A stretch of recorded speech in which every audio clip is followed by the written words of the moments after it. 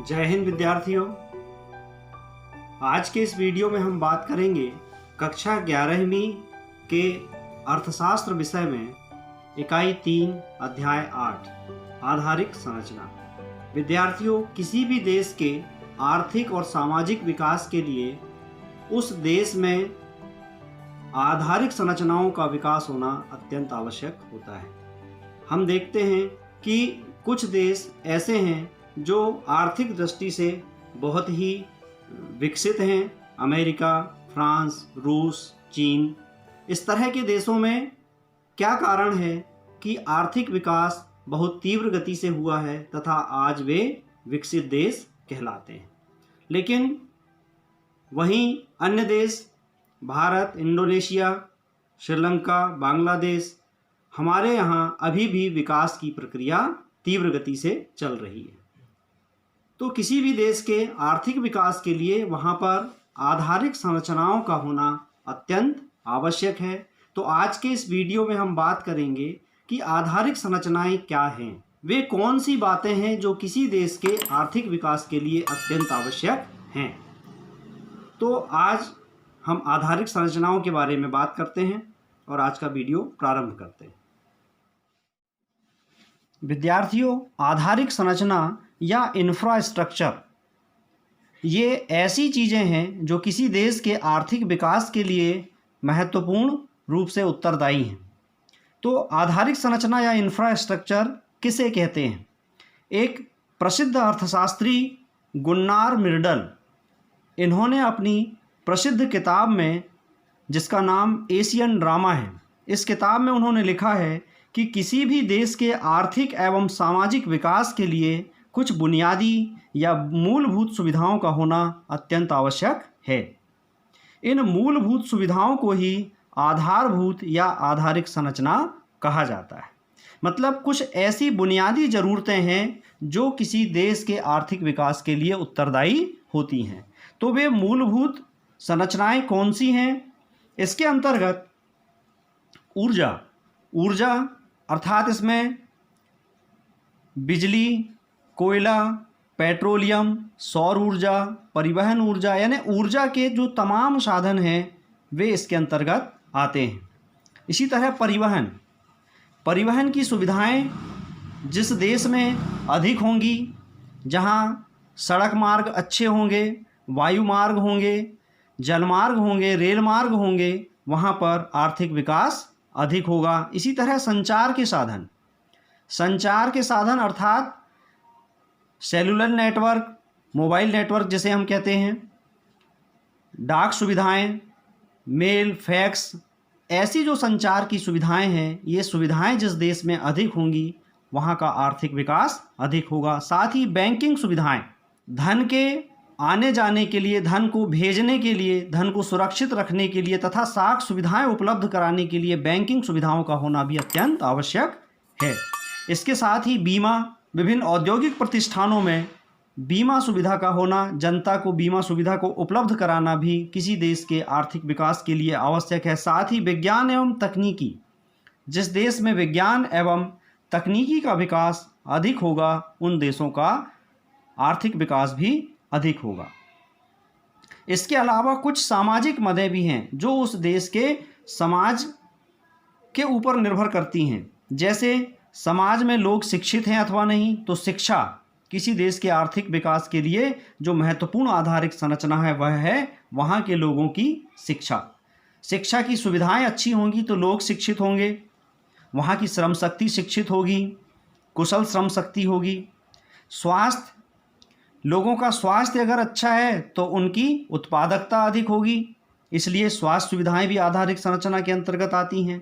स्वच्छता, लोगों में स्वच्छ रहने की आदतें हों ताकि वे स्वस्थ रह सकें।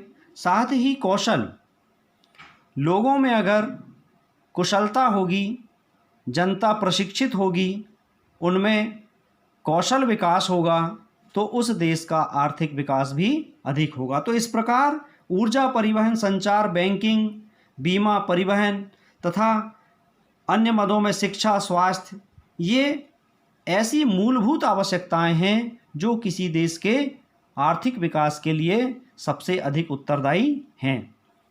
इन्हें ही हम आधारिक संरचना या इंफ्रास्ट्रक्चर कहते हैं। इसलिए सभी देश अपने देश में आधारिक संरचना के विकास के लिए कार्य करते हैं, या सभी देशों की जो प्राथमिकता होती है वह आधारिक संरचनाओं का विकास होती है। आइए अब हम बात करते हैं आधारिक संरचना की श्रेणियां या इनके विभाजन पर। विद्यार्थियों, आधारिक संरचना की जो श्रेणियां हैं, जैसा कि अभी हमने देखा, इनको हम दो श्रेणियों में रख सकते हैं। प्रथम है सामाजिक आधारिक संरचना तथा दूसरा है आर्थिक आधारिक संरचना। विद्यार्थियों, किसी भी देश के आर्थिक विकास के लिए सबसे ज़्यादा महत्वपूर्ण सामाजिक आधारिक संरचनाओं का होना है, क्योंकि अगर आपके पास आर्थिक आधारिक संरचनाएं हैं भी, लेकिन अगर सामाजिक आधारिक संरचना विकसित नहीं है, अच्छी नहीं है, तो उस देश का आर्थिक विकास नहीं हो सकता है। तो इनमें कौन कौन सी चीज़ें हैं देखें। सबसे पहली और महत्वपूर्ण आधारिक सामाजिक आधारिक संरचना है शिक्षा। किसी देश के नागरिक अगर उच्च शिक्षित होंगे, उनमें व्यावसायिक कुशलता होगी, योग्यता होगी, तो वे अपने देश तथा स्वयं के विकास के लिए अधिक कार्य कर पाएंगे, जिससे कि उस देश का आर्थिक विकास भी अधिक होगा। दूसरा है स्वास्थ्य। लोगों के स्वास्थ्य का स्तर अगर अच्छा होगा तो उनमें उत्पादकता का स्तर भी ऊंचा होगा, यानी स्वस्थ जनशक्ति ही उत्पादकता को बढ़ाएगी, जिससे कि उस देश का आर्थिक विकास अधिक होगा। अब स्वास्थ्य चूंकि आवास एवं स्वच्छता पर निर्भर करता है। अगर आपका आवास अच्छा है, हवादार है, स्वास्थ्यकर वातावरण में है, तो व्यक्ति बीमार कम होंगे, उनके स्वास्थ्य का स्तर ऊंचा होगा। आवास के आसपास की स्वच्छता और व्यक्ति के स्वयं के रहने की स्वच्छता, हमारे देश में अभी इस पर बहुत ज़्यादा ध्यान दिया जा रहा है। हमारे जो आदरणीय प्रधानमंत्री हैं, उनके नेतृत्व में विगत कुछ वर्षों में स्वच्छता तथा आवास के क्षेत्र में महत्वपूर्ण उपलब्धि हासिल हुई है। अब छोटे छोटे शहरों में भी अपशिष्ट के निस्तारण के लिए घर घर गाड़ियों से कचरा एकत्रित किया जाता है तथा इस कचरे का निस्तारण उचित ढंग से किया जा रहा है। इसके साथ ही है कौशल विकास। अगर शिक्षित आबादी भी है और उनमें कुशलता नहीं है, कार्य कुशलता नहीं है, कौशल का विकास नहीं हो रहा है, जो लोगों में पारंपरिक हुनर है, कौशल है, उसको अगर विकसित होने का मौका नहीं मिलेगा तो उस देश का आर्थिक विकास भी कम होगा, वहाँ की उत्पादकता भी कम होगी। इसके साथ ही साथ एक और महत्वपूर्ण जो गुण है वह है मानवीय गुण। मानवीय गुणों का होना भी किसी देश के आर्थिक विकास के लिए महत्वपूर्ण है।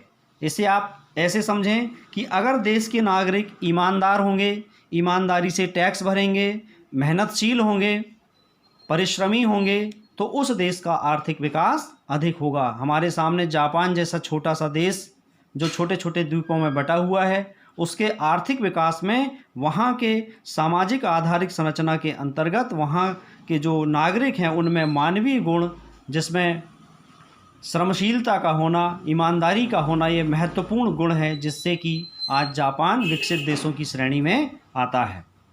इसके साथ ही जो आर्थिक आधारिक संरचना है, मुख्य रूप से किसी देश के आर्थिक विकास के लिए आर्थिक आधारिक संरचनाओं का विकसित होना भी बहुत आवश्यक है, जिनमें सबसे पहले आता है ऊर्जा। ऊर्जा के जो परंपरागत तथा गैर परंपरागत स्रोत हैं, आजकल ऊर्जा के गैर परंपरागत स्रोतों पर ज़्यादा बल दिया जा रहा है, क्योंकि ऊर्जा के जो परंपरागत स्रोत हैं जैसे कोयला, बिजली, पेट्रोलियम, चूँकि कोयला और पेट्रोलियम के भंडार सीमित हैं, इसलिए गैर परंपरागत ऊर्जा स्रोत जैसे कि नाभिकीय ऊर्जा, पवन ऊर्जा, सौर ऊर्जा आदि के विकास पर ज़्यादा बल दिया जा रहा है। तो जिस देश में ऊर्जा की उपलब्धता अधिक होगी, वहाँ उद्योग धंधों का विकास अधिक होगा, उत्पादकता अधिक होगी। इस प्रकार उस देश के आर्थिक विकास में ऊर्जा का महत्वपूर्ण योगदान होता है। दूसरा जो है परिवहन सुविधाएं।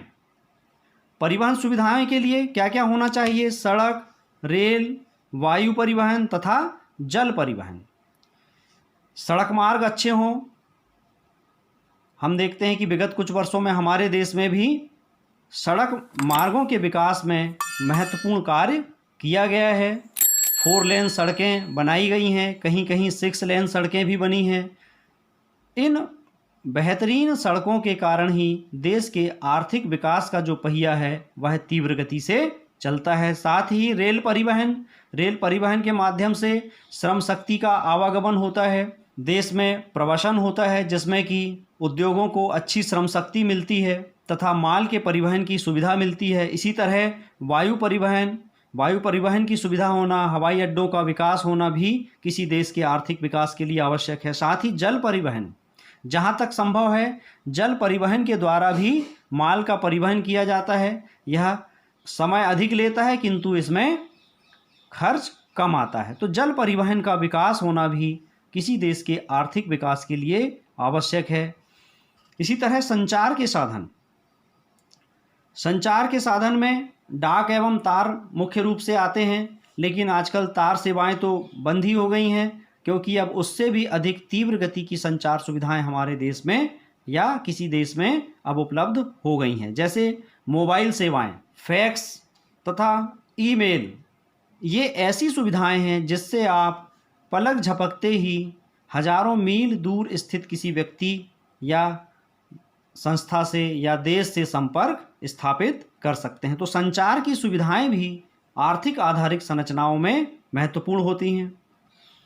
इसके साथ ही बैंकिंग सुविधाओं का होना। बैंकिंग सुविधाएं उद्यमियों को साख सुविधा उपलब्ध कराते हैं, ऋण उपलब्ध कराते हैं, लोगों की बचतों को एकत्रित करते हैं तथा उसे विकास के कार्यों में लगाने के लिए सरकार को उपलब्ध कराते हैं। तो बैंकिंग सुविधाओं का होना, इसके साथ ही बीमा सुविधाओं का होना भी आर्थिक आधारित संरचना के अंतर्गत आता है।